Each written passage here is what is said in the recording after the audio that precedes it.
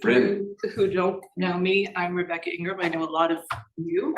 I am the Semantics co-chair for ADC-IARPC, and I'm also part of Carleton University Geomatics and Cartographic Center, which is part of the CCADI project.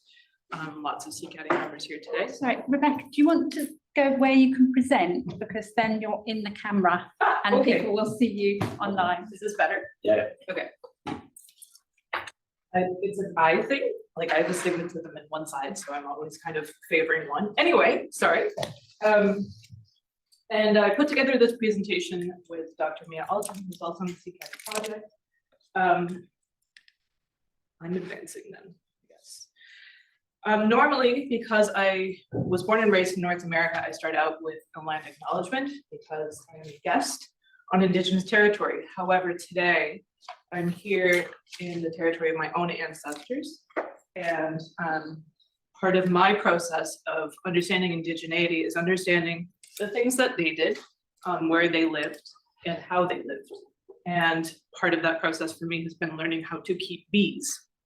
This is from a swarm charm to keep one's bees from swarming. And I thought it was appropriate as a land acknowledgement for here. So this is Anglo-Saxon, otherwise known as Old English. My first master's degree was in historical linguistics, and it says, what mag vid witte gewilte with anden und with amende et with the mikkelen mannes tunge. Lo, earth has power against all and every being, and against malice, and against mindlessness, and against the mighty tongue of man. So I'm just going to give you some context as to where this presentation is coming from. So one of the goals for CCADI has been interoperability. And when we speak about interoperability, because we have partners that are part of Inuit organizations, we need to be taking a large variety of Arctic data into account and try and make this particular data not only adhere to FAIR principles, but also to CARE principles, which I'll be talking about a little bit later. This includes some of the types of data that we've been talking about over the past 2 days. We usually think of quantitative data. However, it also comes from Indigenous knowledge and Inuit knowledge. And so one of our challenges has been, how do we make sure that not only that data is available and that it is adhering to FAIR principles, but to do so in an ethical manner. These down here are wampum beads. I'm going to be just talking about those a little bit later. So in the process of doing this, at the same time, ADC, we've been having kind of a similar discussion, and the discussion was, okay, well, what does that data look like? So we know a lot about the quantitative data. What does the qualitative data look like? And on top of that, what does Indigenous data look like? What can we expect to see as data when we begin to work with these groups cooperatively? So this is the background to where this presentation has come from. So answering this question aligns with CCADI, but it also aligns with what ADC is trying to do. And we're trying to think long-term, obviously not just about the data, but the metadata. And what is that going to look like 10, 20, 30 years later? It also aligns with my own personal interests in that this is one of the things that I study. I'm trained as a linguist, but I work in semantics and in particular in semiotics. And I'm really interested in how people encode concepts and knowledge and pass them on through generations. So what do we mean when we say Arctic data? What do we usually think of? So in terms of physical disciplines, we're used to seeing quantitative. We're used to seeing numbers. We're used to seeing a measurement of some sort on a particular scale, an observation. And we've been talking a lot about sensors. We've been talking a lot about the tools that are used on ships to collect that information. We talk about a spatial and temporal reference, a time period, and hopefully accuracy and precision. And even those are kind of up for debate. So if we think about where we've come from in terms of measurements and data, so the example that Mia gives is 100 years ago, you would have someone go outside into the snow and bend down and look at the thermometer. And now think of where we are. So this is a long-term idea of what did it used to be and where have we come? So where that data goes, how it's processed, and how we store that data is also a part of this growth. And I'm hoping that this pushes a little bit further even. Okay, what do we think of as qualitative data when it comes to Arctic data? So I went in, and for me, I just went in and grabbed some keywords. So if you were to go in and look for qualitative, this is what you might come up with: social sciences, economics, and policy. So here are the keywords that are associated with qualitative data. Further to that, if we look at keywords associated with social sciences, these are the types of things that we can expect to come up with. There's a wide variety of information here, and not all of it is actually qualitative. If we go even further than this, and we look at the keyword for Inuit, a lot of times what we find, especially with the older data, is data about the Inuit. We find census data, we find health data, we find that people have been studying Indigenous peoples, not necessarily working with them or with their data. This has been changing very recently within the past, I would say 10 to 20 years. We're beginning to do work which meshes Indigenous and non-Indigenous knowledge together. These are two examples. This is one of the things that I work on with a number of Indigenous groups. So the question now becomes back to, okay, you're working with Indigenous people. What is their data? What do we need to account for when we're working with this group? If you go through the literature and you look at the methods by which that data is collected, you will invariably find interview, focus group, individual and group interviews. So interview is a really big part of that. Is that the data? I'll get to that in a minute. Another thing that we tend to find is participatory mapping. And again, there's a reason for that. And it has to do with the nature of Indigenous knowledge and Inuit knowledge. So similarly, if you look again at a sample of these papers, you find structured and unstructured interviews. In this case, every paper that I looked at happened to also have participatory mapping. I don't think that's necessarily the norm. It's just I'm probably a little biased in what I search for. So why are we using the method of interview in particular? It's because traditionally, one of the most common methods of exchanging Indigenous knowledge and Inuit knowledge is through language. It's oral history. And traditionally, that goes with an action. So in particular, traditional knowledge is produced and expressed in encounters, not encapsulated in closed tradition. So it's not just the talking, it's not just the language, it's the doing while you were talking. This is often entwined with the data. So part of the problem in identifying what data is that the data is inherently tied in with the knowledge. And you have to decide what's the difference between those two things. Sometimes there isn't a firm line. This is a very specific structure. It is not an Inukshuk. Does anyone know what it is?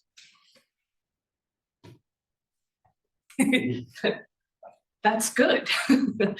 So often what we think of an Inukshuk, especially in Canada, I know when people who are not Inuit think of an Inukshuk, they often think of the arms outspread. There are two different, and actually probably 3 or 4 different types of structures here. This particular structure, you can see that there is a window. And that window, if one were to walk up to that window and look through it, one would see the direction in which one is to go next. So why is this not data? These particular structures are navigational. They are used to mark trails. They are used to point directions, especially when one is taking an unexpected turn. They're meeting places. They are message centers. So sometimes if you have lost your seal underneath the ice in a particular spot, this is used to mark that location. There's snow and ice data, so it warns when the ice is not safe. It tells about water depth, tells about water current. For the Sami, it talks about reindeer herding. Why is that not data? So when we say what is the data, we're going to have to think outside of a very large box. Our place names data. This is a driftwood tactile map. I apologize for the fuzziness of this photograph.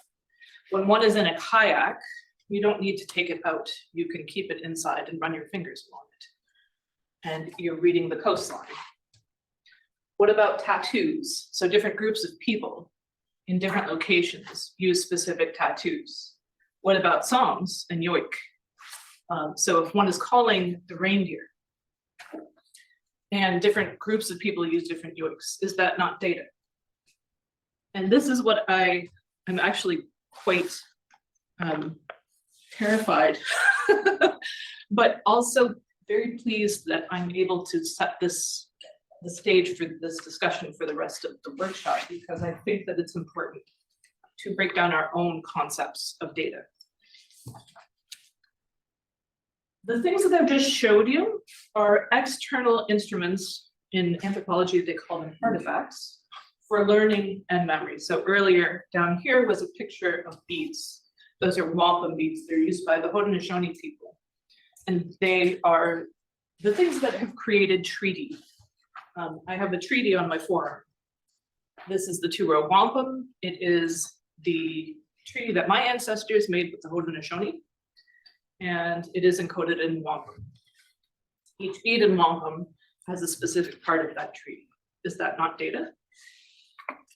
So what I'm asking you to do is to adjust your definition of data, and to try and do so in a way that accounts for Indigenous knowledge, Inuit knowledge, qualitative data, and quantitative data, but also forms of data that we have not thought of.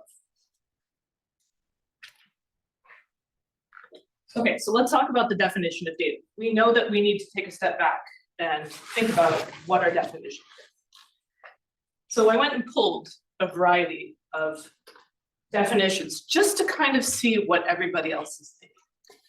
So I ask, and this is very loosely paraphrased, everything necessary to reproduce and verify a result. Okay. What's a result? Verify in what way?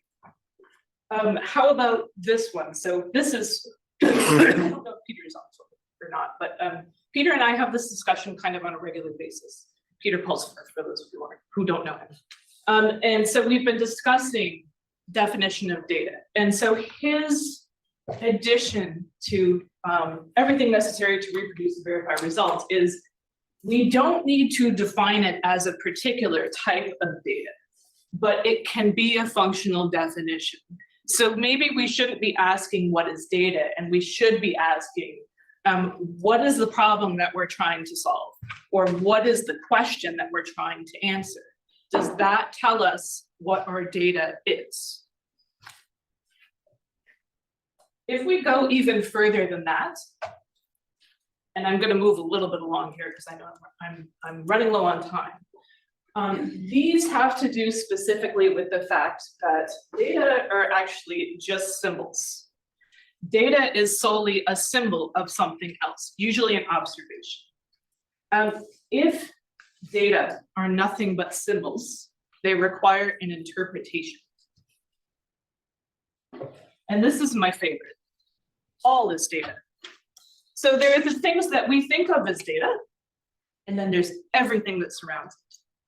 So when we're thinking of these things, and this is another symbol right here, by the way, data is not only what is said or measured, but also how it was said, how it was measured, and the conditions under which it was reported. Some of us think of that as method or methodology. Maybe it's just data. So the concept of data, we've got to get to a place where we're thinking about, for example, oral histories. We're thinking about interviews, cultural and social artifacts. This is what I think is the important part. We are encoding thought. Data is encoding observations and thought. And when we do that, we turn it into a symbol in order to transmit it. However, on the other side, there has to be the receipt of that transmission and the analysis of that symbol, which then turns it into thought. So this is my friend Solomon Ratt. He is Cree, he's from Stanley Mission, and he tells the story of anthropologist Leonard Bloomfield, who went into Cree territory and asked about the stories. And in doing so, did not realize that one cannot tell stories in the summertime without breaking their protocol. So when he went in, he had to find people who were willing to break that protocol. And the result is, he didn't end up with the data that he thought he would end up with. And in fact, he only has maybe an eighth of the stories written down, which is kind of a shame, because Saul went to residential school and many of his colleagues did not end up retaining their language. He's one of the few that did. So the point is that when we're interacting with other kinds of data, we don't necessarily have the key to those symbols. And we have to be interacting with the people who do have the key to those symbols. And we have to do so in an ethical manner. So if the entire point is to build a comprehensive representation of polar data, we need to figure out how to incorporate those other symbols in our interoperability, if they should be incorporated at all. Again, I ask, recognizing the true value of scientific data is often realized long after these data have been collected. So what do we do about that if we don't know the symbols, but also if we want to preserve the symbols long term? And I think that the answer is that if we don't necessarily know how to accurately describe the data, then we should probably be working with the people who do. So my example is I work with the Catawba people located in South Carolina in the United States. So the last speaker of their language died in 1961. I have no recordings of this language. They do not exist. There are no speakers of this language. What am I to do? Well, luckily, the last speaker did record quite a few Catawba songs.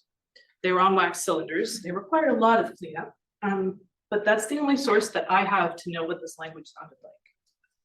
The person that recorded that music had no idea that that's what they would be used for.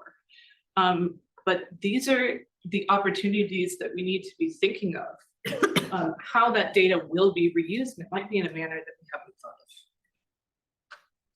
The last thing that I'm going to introduce is the fact that we also need to be educating the people that we're working with about these possibilities. So this is from Maui Hudson. He's Maori. I think he is in Auckland. And he's come up with this idea of kind of labels for traditional knowledge. It's a thing that I'm introducing to the people that I work with. I don't know if it will stick. They might want to do their own thing, and that's another part that to think of is that if we are also going to be supportive of sovereignty, it means honoring whatever the decision is of the people whose data it is. So if they don't want to share data, that's their prerogative. If they don't want to use traditional labels, that's their prerogative. I'm not saying it's going to be easy. I'm saying that is the right thing to do. So this is just kind of an overview. So I think that many of us need to rethink our definition of data. I'm trying to expand mine all the time. It is not easy. It requires examining one's own biases and assumptions. We need to make raw data available, but we also have to figure out what that is. And we need to be doing that in conjunction with the people whose data it is. On top of this, I think that we need to be doing a better job of explaining and giving access to information about data practices specifically with the groups that we're working with. And I think that that should be done right at the beginning of a project. So in addition to that, it's probably a good idea to have access to training and data practices if they feel like it. It might be one of these things where people say you can go do whatever you want to, but that's not really our choice, it should be their choice. So thank you for listening. This is my contact information and Mia Alton's contact information, and I'm happy to take any questions if you have them, either now or later. Well, thank you very much, Rebekah.